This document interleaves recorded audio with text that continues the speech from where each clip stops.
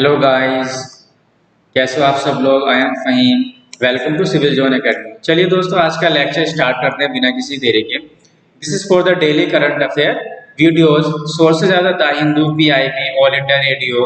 दोस्तों आज है 27 जून, देखते हैं क्या न्यूज़ है।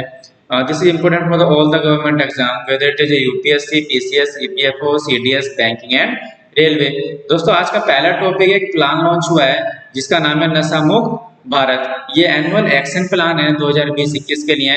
This is launch by the state minister Shri Ratanlal Kataria और launch for the 272 most affected district.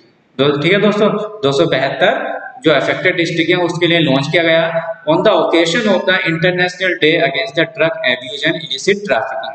ठीक है दोस्तों, ये 26 जून को मनाया जाता है, कल मैंने बताया था आपको, क्लियर।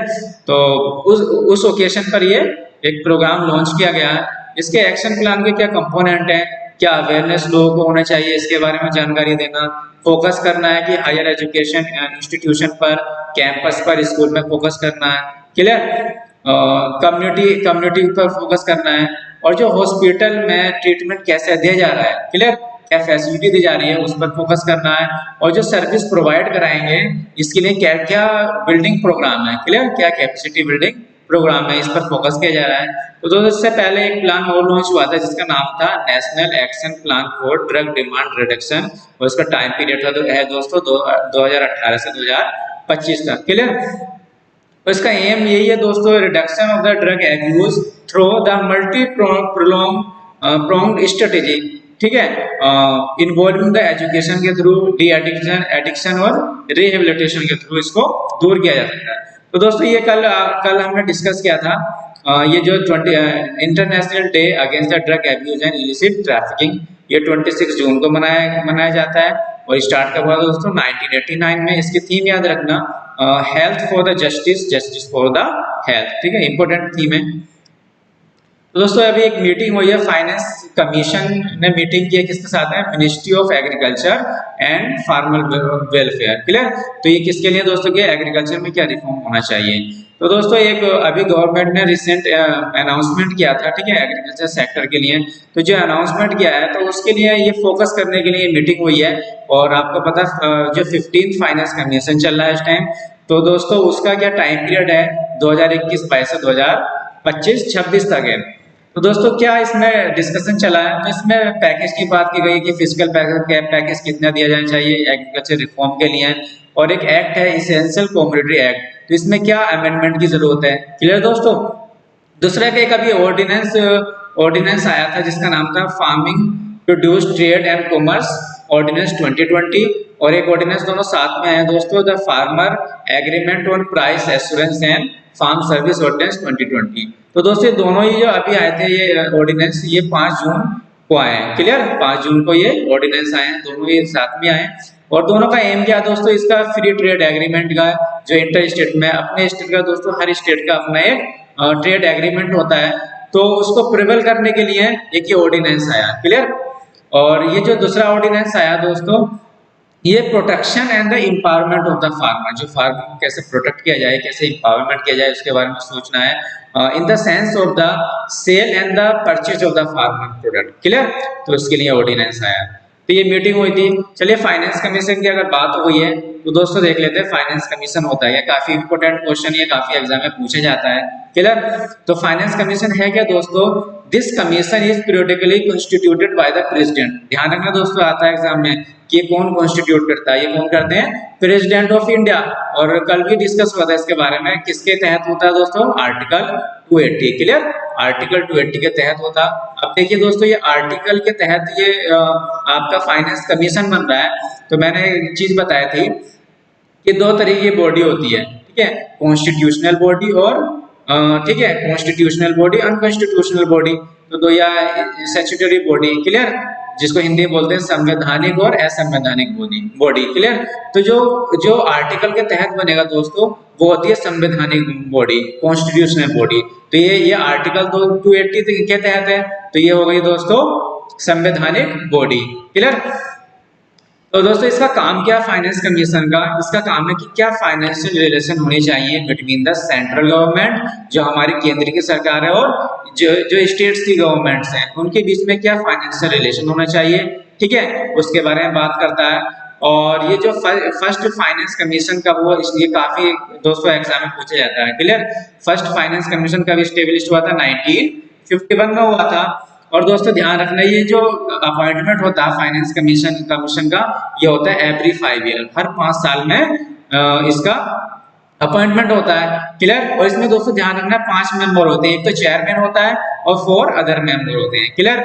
और जो फर्स्ट चेयरमैन थे इस कमीशन के, ध्यान रखना दोस्तों, केसी न्योगी थे, ठीक है दोस्तों। और जो प्रेजेंट है, और प्रेजेंट कौन है दोस्तों, एनके सिंह, ये एनके सिंह है, इनका पूरा नाम है नंद किशोर सिंह, क्लियर। तो दोस्तों ध्यान रखना इस बार कौन सा चल रहा है, इस बार टर्म चल रहा है 15th फाइनेंस कमीशन, क्लियर। और 15th फाइनेंस कमीशन कब कॉन्स्टिट्यूट हुआ था दोस्तों, 2017 में बना था ये, क्लियर। तो उसके कुछ काम है दोस्तों, ग्रांट एक और इसका, ठीक है, ग्रांट इन एड, जो स्टेट को ऐड दिया जाता है सेंटर के थ्रू स्टेट को ऐड दिया जाता है, ठीक है। तो उसके बारे में भी पूरी, ठीक है, इंफॉर्मेशन देता है किस तरीके से ऐड दिया जाना चाहिए, ठीक है, ये दिया जाता है। और जो पंचायती राज को जो दोस्तों एक होता है यूनियन फाइनेंस कमीशन, एक होता है स्टेट फाइनेंस कमीशन। जो पंचायती राज इंस्टीट्यूशन या म्युनिसिपैलिटीज होते हैं तो दोस्तों उनको कौन हैंडल करता है, स्टेट फाइनेंस कमीशन, क्लियर। हाँ, तो ये चीज ध्यान रखना। अगला आया एक पॉइंट है मारीच, ठीक है, मारीच ये काफी न्यूज में, ये दोस्तों क्या है, ये एंटी टोरपेडो इकोसिस्टम है, ये अभी लॉन्च किया गया। तो इंडियन नेवी ने अभी इंडक्ट किया गया, शामिल किया है। और ये दोस्तों इंडिजिनियसली डेवलप्ड है, मतलब यही का इंडिया का डेवलप्ड है। और इसका नाम, इसको कहिए क्या है दोस्तों, एंटी टोरपेडो इकोसिस्टम, इसका नाम है मारीच, ध्यान रखना, ठीक है दोस्तों। और ये इंडिजिनियसली डेवलप्ड है और किसने डेवलप किया, DRDO. DRDO means defence research and development organisation, जितने भी रिसर्च एंड डेवलपमेंट का काम करते हैं डिफेंस में, डीआरडीओ करती है, क्लियर। दोस्तों इसको क्या है कि इसका काम क्या है, detecting, locating and neutralising the incoming torpedo. Torpedo जो भी आ रहा उसको डिटेक्ट करेगा ये मारीच, लोकेट करेगा, उसको न्यूट्रल करेगा, क्लियर। और इसका कैपेबल क्यों है, क्या है दोस्तों, ये being fired from the all the front line ship, ये फ्रंट लाइन शिप की सभी फ्रंट लाइन से क्या कर सकता है, फायर्ड कर सकता है, क्लियर। और टोरपेडो डिफेंस सिस्टम दोस्तों होता है क्या, ये self propelled under water missile system है, क्लियर। और ये लॉन्च कहां से हो सकता है, सरफेस वेसल और सबमरीन से और एयरप्लेन से भी लॉन्च हो सकता है। दोस्तों एक ये भी न्यूज में आईएनएस जलस क्या है, क्लियर। तो अभी ये आईएनएस जलस क्या दोस्तों, अभी ईरान में बंदर अब्बास एक जगह है, तो वहां पर ये मिशन, यहाँ पे ये आईएनएस पहुंचा है। और किसके तहत पहुंचा, समुद्र सेतु के तहत ये मिशन, ये आईएनएस जलस पहुंचा है, ठीक है। और किस लिए पहुंचा है दोस्तों, ये एवेक्यूएशन के लिए पहुंचा है, वहां के ईरान में जो लोग फंसे हुए हैं तो वहां के लिए गया है। और जिसमें 687 इंडियन सिटीजन को ये ला रहा है, क्लियर। तो ध्यान रखना आईएनएस जलस कहाँ गया था, ईरान में गया था, क्लियर, बंदर अब्बास में। अगला दोस्तों ये Sardar Patel national unity award, अभी ये अवार्ड, ठीक है, न्यूज में है दोस्तों। क्या हुआ है, अभी इसकी डेट एक्सटेंड की है, न्यूज में क्यों है, ये जो अवार्ड दिया जा रहा है इसकी डेट एक्सटेंड की है, क्लियर। एक्सटेंड कब तक ये दोस्तों, 15 अगस्त 2020 तक इसके नॉमिनेशन की, ऑनलाइन नॉमिनेशन चल रहा है और इसकी डेट एक्सटेंड की है 15 अगस्त 2020 तक, क्लियर। तो दोस्तों अवार्ड किसके लिए दिया जाता है, ये अवार्ड दिया जाता है दोस्तों नेशनल, जो भी काम करता है नेशनल यूनिटी और इंटीग्रिटी, देश को जोड़ने का काम करता है, ठीक है, उसके लिए दिया जाता है ये। और ये दोस्तों कब मनाया जाता है, ये नेशनल यूनिटी डे, जो हमारा जो birth anniversary of the Sardar Patel जी, सरदार पटेल जी की बर्थ एनिवर्सरी के टाइम पर ये मनाया जाता है, क्लियर। तो दोस्तों ये अवार्ड क्यों मनाया जाता है, देखिए अब इसके बारे में पढ़ लेते हैं, सरदार पटेल जी के बारे में कुछ इंफॉर्मेशन ले लेते हैं। तो इनका नाम क्या है दोस्तों, पूरा नाम है वल्लभ भाई जावर भाई पटेल इनका, ठीक है दोस्तों। तो ये जो इनके जो डेट ऑफ बर्थ है 31 अक्टूबर 1875, ध्यान रखना 31 अक्टूबर 1875 इनकी डेट ऑफ बर्थ है। और जो किस नाम से जाने जाते हैं दोस्तों, काफी फेमस है सरदार पटेल, और ये इंडियन पॉलिटिशियन थे, ठीक है। तो फ्रीडम स्ट्रगल में काफी इनका, ठीक है, काफी इनका काम रहा। He served as a first home minister और deputy prime minister of India. तो दोस्तों ये पहले पहले होम मिनिस्टर थे, ठीक है, इंडिपेंडेंट इंडिया के पहले होम मिनिस्टर थे जब देश आजाद हुआ था। तो इनका पार्टिसिपेशन कहाँ रहा है, जो पीजेंट्स थे दोस्तों, पीजेंट्स में काफी फोकस करते थे। जैसे खेड़ा मूवमेंट सुना होगा आपने, बारसोद बरदोली काफी इंपोर्टेंट मूवमेंट है गुजरात में, non civil civil obedience movement. तो सभी जगह जहाँ पे इन्होंने पीजेंट को क्या है मोटिवेट किया और पार्टिसिपेट किया है, ठीक है, against the British Raj. Clear. He also remembered as a patron saint of Indian civil servant. ध्यान रखना दोस्तों, ये क्या किसके नाम से जाने जाते हैं, patron saint of Indian civil service. क्यों? क्योंकि इन्होंने स्टेब्लिश किया है modern all India service system, इस पर काम किया था। ठीक है दोस्तों, अभी देखिए आपने न्यूज में सुना होगा स्टेच्यू ऑफ यूनिटी, काफी इंपोर्टेंट, काफी न्यूज में था। This is the world's tallest statue. Clear. तो ये इन्हीं के नाम दोस्तों, ये ठीक है, सरदार पटेल जी का स्टेचू है। और जो अप्रोक्सीमेटली इसकी जो हाइट है, ध्यान रखना एग्जाम में काफी पूछा जाता है, 182 मीटर और 597 फीट इसकी हाइट है। क्लियर। ये दोस्तों अगला एक इशू है, एक इशू चल रहा था कि सुप्रीम कोर्ट ने एक नोटिस इशू किया है, ठीक है, अंडर द जो वहाँ के लोअर जम्मू कश्मीर के लोअर है उनको डिटेंशन किया जा रहा है under the PCA act. Clear. तो ये काफी न्यूज में था। तो इस अब हमें क्या पढ़ना है, पीएसए एक्ट होता क्या है। क्लियर। पीएसए एक्ट, इसका नाम है पूरा दोस्तों पब्लिक सेफ्टी एक्ट, ठीक है, पब्लिक सेफ्टी एक्ट। ये कब आया था, 1978 में आया था। क्लियर। तो दोस्तों किस लिए यूज किया था, प्रिवेंटिव डिटेंशन के लिए यूज किया था। अगर ये देखा जा रहा है कि स्टेट गवर्नमेंट को ये कि किसी सिक्योरिटी का हनन हो रहा है या harmful against the security of the state, तो ये लॉ अप्लाई हो जाता है दोस्तों। क्लियर। और ध्यान रखना है दोस्तों, ये लॉ कहाँ पर है, Indian state of Jammu and Kashmir. अभी तो यूनियन टेरिटरी हो गया, तो ये बेसिकली किसके लिए है दोस्तों, जम्मू कश्मीर के लिए। तो जैसे कोई अगर लग रहा है कि हाँ कुछ हार्मनी पहुंच रही है, ठीक है, तो ठीक है, तो ये एक्ट लगा दिया जाता है, public safety act. Where is the PSA apply only the Jammu and Kashmir. ध्यान रखना दोस्तों, ये किसके लिए है, जम्मू एंड कश्मीर के लिए है।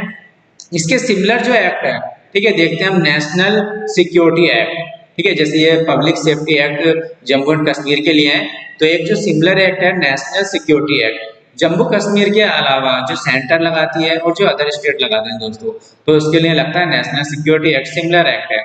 और जो जम्मू कश्मीर के लिए है वो पब्लिक सेफ्टी एक्ट है, वो कब आया था, 1978 में आया था। तो दोस्तों इसने जो ये एक्ट इंट्रोड्यूस किया था, ये किन्होंने किया था, जो चीफ मिनिस्टर थे वहाँ के शेख अब्दुल्ला, 1978 में इन्होंने ये एक्ट लागू किया था, इंट्रोड्यूस किया था। और किसके लिए किया था उस टाइम दोस्तों, stop the smuggling of timber, जो इमारत में लकड़ी यूज की जाती है, ठीक है, तो उसको स्मगलिंग को रोकने के लिए ये एक्ट लाया गया था। क्लियर। और देखिए दोस्तों, PSA was one of the state law, ये स्टेट का एक ऐसा इकलौता लॉ है जो जब Kashmir Jammu and Kashmir reorganisation act आया था, मतलब जम्मू एंड कश्मीर को जो इंडियन के, ठीक है, इंडियन के अंदर जो लॉ पास किया था, तो ये यही एक्ट था जो बचा हुआ है। ठीक है, तो ये पीसी एक्ट हो गया। अगला आया डीएसटी, ठीक है, डीएसटी क्या अभी दोस्तों क्या मनाया जा रहा है, गोल्डन जुबली कमेटी का कमेमोरेशन ईयर मनाया जा रहा है। क्लियर।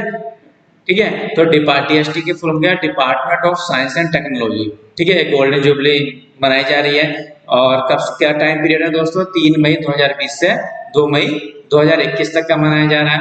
तो किस एक्टिविटी के साथ मनाया जा रहा है, तो दोस्तों लेक्चर सीरीज चल रही है, bringing out the publication, documentary चल रही है, ठीक है, विकिपीडिया अपडेट कर रहे हैं।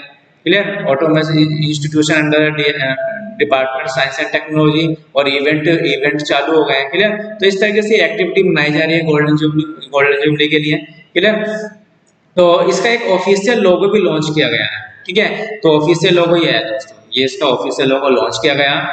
और ये दोस्तों ध्यान रखना, जो department of science and technology कब लॉन्च हुई थी, कब स्टेब्लिश हुई थी, 3 मई 1971 को स्टेब्लिश हुई थी। क्लियर। दोस्तों एक न्यूज में होता है कि संजीता चानू, नाम सुना होगा, ठीक है, प्लेयर है, इनका अर्जुन अवार्ड वो रुक गया था। क्लियर। तो फिलहाल में इनको मिल रहा है अर्जुन अवार्ड फॉर द 2018 के लिए अर्जुन अवार्ड मिल रहा है। ठीक है, और ये दोस्तों क्या है, 2 टाइम्स कॉमनवेल्थ गोल्ड मेडलिस्ट है। क्लियर। अभी दिक्कत क्या था, ये डोपिंग का केस लग रहा था इनको, वैसे अब क्लियर हो गया, क्लियर कर दिया। तो कौन क्लियर करता है दोस्तों, इंटरनेशनल वेट लिफ्टिंग फेडरेशन है। अभी ये डोपिंग का केस इनका क्लियर हो गया है, इनको अर्जुन अवार्ड मिल जाएगा। और ये दोस्तों कहाँ की है, मणिपुर से बिलोंग करती हैं और इनको 2 बार क्या मिला है, gold medal in the field of the Commonwealth game. कब मिला है दोस्तों, 2014 और 2018 में मिला। क्लियर। तो थैंक यू दोस्तों, stay safe and healthy, follow me on the Facebook, Instagram and Telegram. ठीक है, तो दोस्तों टेलीग्राम को ज्वाइन कर लेना आप, क्योंकि यहाँ पे आपको फ्री पीडीएफ मिलेंगे। ठीक है, जिससे आप अपना रिवीजन कर सकते हैं।